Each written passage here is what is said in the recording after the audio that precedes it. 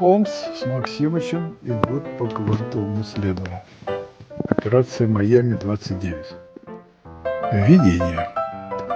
Роскошный отель «Фламинго» в Майами. Жозефина, похожая на американского артиста Тони Кертиса, и Дафна, похожая на Джека Лемона, все еще в своих женских платьях сидят у бассейна. Им пришлось срочно покинуть Калифорнию, так как на них объявил охоту босс гангстеров Коломбо Белые Гетры. Миллионер Озгуд Филдинг III вывез их на своей яхте в Майами, штат Флорида, и теперь они опять скрываются. По дороге в Майами исчезла душечка, и никто не знает, где она теперь. Жозефина рассказала подробности этому коротышке Озгуду, чем сильно его изумило, когда он узнал, как рыжий кот увел того из-под носа шикарную блондинку. Причем душечка ушла с этим котом, словно под гипнозом. И сделал он это для подозрительного субъекта, молчаливого, лысого, с большими бакенбардами и в темных очках. Причем был одет тот какой-то доисторический сюртук. Кот разговаривал с каким-то непонятным иностранным акцентом. А когда душечка вернулся со встречи с этим типом, то было явно не в себе. И когда они прибыли в Майами, душечка куда-то исчезла и не подает о себе весточки. Все они очень обеспокоены ее судьбой. Озгуд в страстном желании помочь своим дамам предлагает воспользоваться услугами знаменитого Шерлока Холмса, о котором он много слышал от своих друзей. Они решили отправить ему срочную телеграмму, чтобы тот как можно быстрее приехал и провел расследование. Серия 1. Срочно. Бейкер-стрит. Оплата гарантирована. В скорости почтальон принес на Бейкер-стрит 221-Б телеграмму следующего содержания. «Дорогой мистер Холмс, положение критическое. Душечка исчезла. Рыжий кот исчез. Лысый исчез. Гангстер Коломбо Белые Гетры нас окружили. В Майами назревает нечто, что не под силу даже ФБР. Ждем вас с Ватсоном первым же пароходом. Билеты в первом классе оплачены. Гонорар гарантирую. С уважением, Озгуд Филдинг III и дамы». В это же время из Майами в радиоэфир уходит зашифрованный радиосигнал. Непонятно от кого и в какую страну. Шифровка в центр. Совершенно секретно. Прибыл в Майами. Легализуюсь. Еще оперативный подход к фигурантам. Жду появления Шерлока Холмса и доктора Ватсона. И буду выходить на контакт. По имеющейся оперативной информации, исчезновением душечки, с которой входил в контакт наш великий поэт, интересуется Коломбо Белые Гетры, главарь чикагской мафии. Данные о каких-либо временных перемещениях пока не подтверждаются. Предположительно, душечку мог похитить некий мошенник, работающий под маской Александра Пушкина. Приступая к выполнению операции. Требуется дополнительное финансирование. Максимыч. Шифровку перехватило отделение ФБР в Чикаго и расшифровало. И руководство бюро решило, что надо разобраться в ситуации, раз дело касается мафии. Да еще и каких-то непонятных перемещений во времени. И русские уже тут как тут. ФБР знали, что босс чикагской мафии Коломбо Белые Гетры по счастливой случайности выжил после покушения на него в Калифорнии местных бандитов.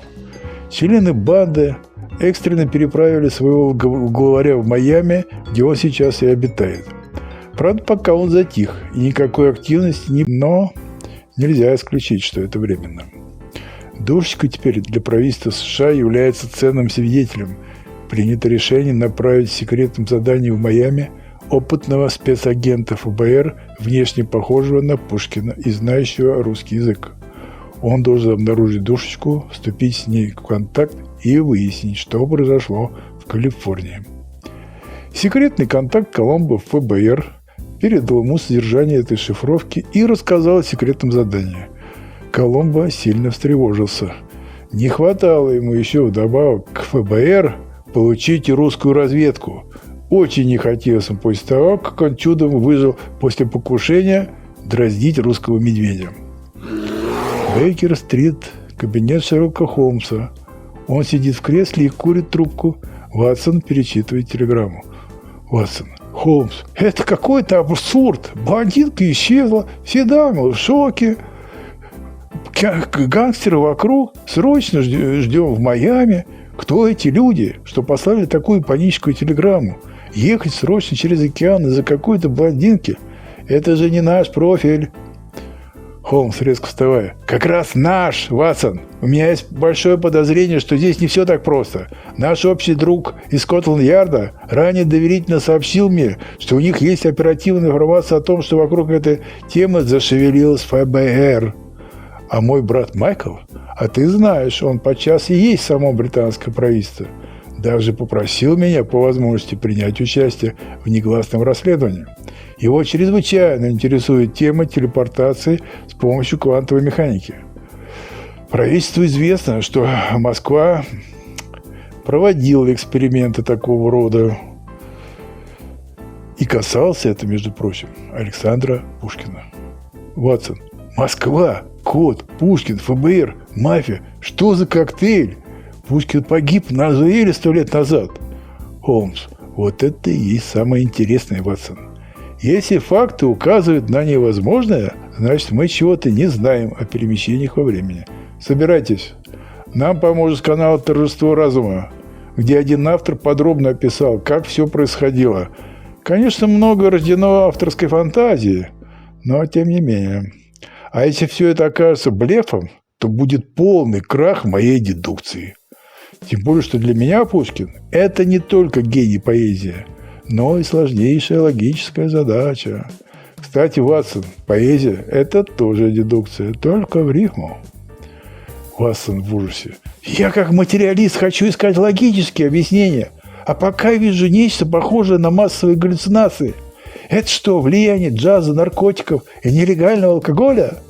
Насколько мне известно, квантовая механика еще не достигла высокого уровня научной зрелости, а уж тем более практического применения.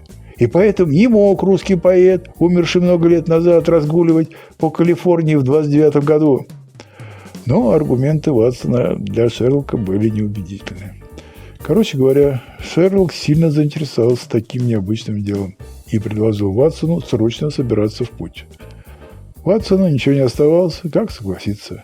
Не мог же он бросить своего друга в таком сложном деле. Спустя несколько недель в пути Холмс с Ватсоном прибывает в солнечный курорт Майами. Их встретил Озгуд III, и его шофер повез дорогих гостей на автомобиле в отель, где собрались все участники былых событий. Проезжая мимо пляжа, гости увидели дам в закрытых купальных костюмах и в забавных резиновых шапочках с цветами и мужчин в полосатых трико. На их фоне гости из Лондона выглядели довольно нелепо в своих чопорных одеждах. Ватсон, вытирая пот со лба клетчатым платком, решил пошутить. «Холмс, почему все эти люди купаются в пижамах?»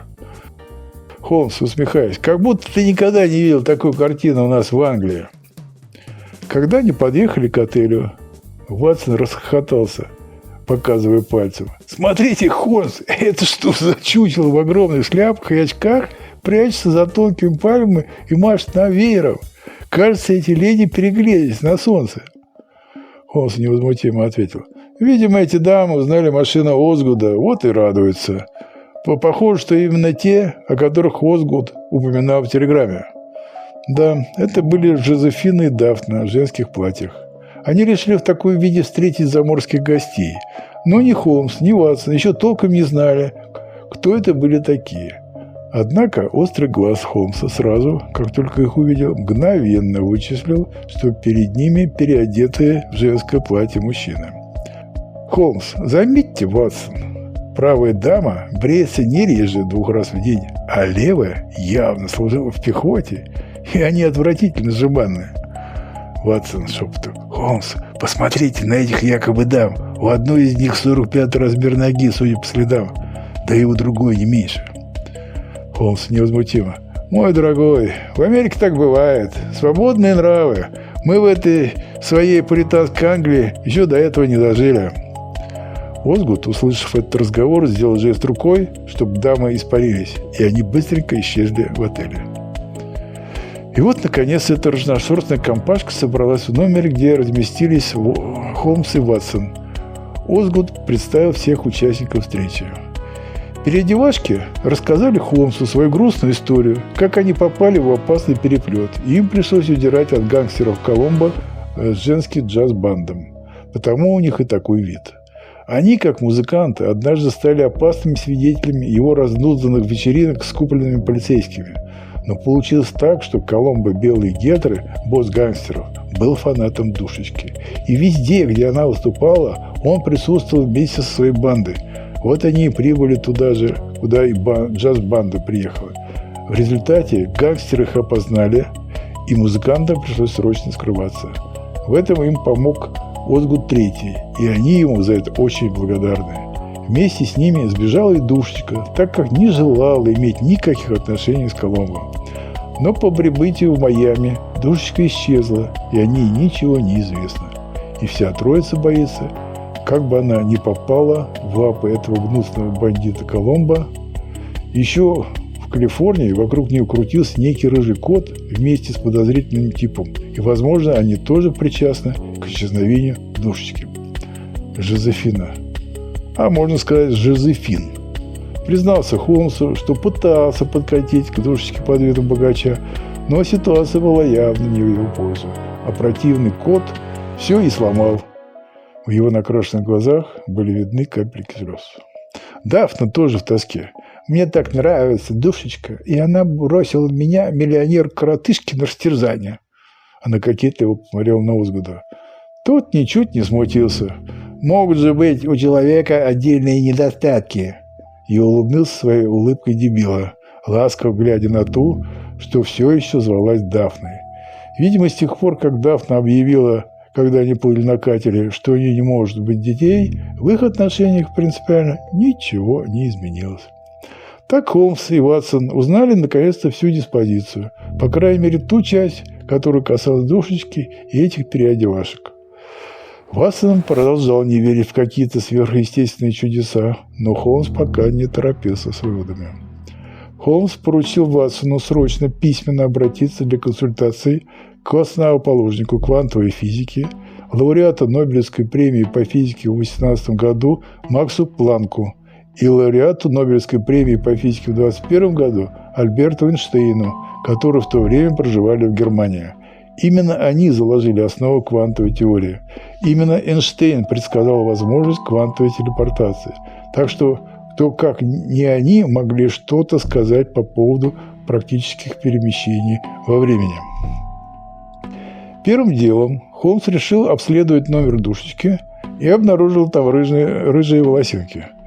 Он показал их доктору, на что тот воскликнул в недоумении. «Но, Холмс, это же действительно от кота. Значит, в этом деле все же замешано это животное?» «Я-то думал, что это какая-то шутка». Холмс, глядя в лупу на рыжий волосок на шезлонге. «Это не просто кот. Это кот-ученый. И он явно сменил дуб на пальму. Элементарно, Ватсон. Возможно, он из какого-то цирка. Я видел в Китае собак, которые передвигаются на задних лапах. Ну, может, и кота кто-то умудрился научить разговаривать человеческим голосом и обучил иностранным языкам. Шерлок любит пошутить своим специфическим английским юмором. Еще они обнаружили в номере, где жил Пушкин с котом, спрятанный под кроватью странный парик под лысину. Эта деталь очень заинтересовала Холмса. Его острый ум сразу заподозрил подставу, а кто это был, пока не ясно. Судя по объяснениям якобы дам, они с котом представились как джазмены из будущего. «Ну какого черта будущего?» – размышлял Холмс. «Это они лапшу на уши этим переодевашкам навешали, а те и поверили». Обследуя территорию, Холмс нашел на песке скомканную страницу с надписью «Я помню чудное мгновение» на английском. Ой, честно говоря, Холмс не проник в очарование стиха. Видимо, на русском он звучал более поэтически и проникновенно. Но это было уже кое-что. Довольно быстро Холмс получает ответ физиков. Видимо, они тоже заинтересовались этим случаем. После этого письма Холмс официально переходит на квантовый след. Больше нет версии о цифровом коте из Китая. Если Эйнштейн с Планком пишут, что перемещение во времени теоретически возможно, значит ученый кот действительно мог переправить Пушкина в 29 год. А значит, есть на самом деле два Пушкина. Один самозванец в латексной лысине, а второй настоящий поэт из 19 века, влюбившийся в душечку и пришедший за ней через червоточину.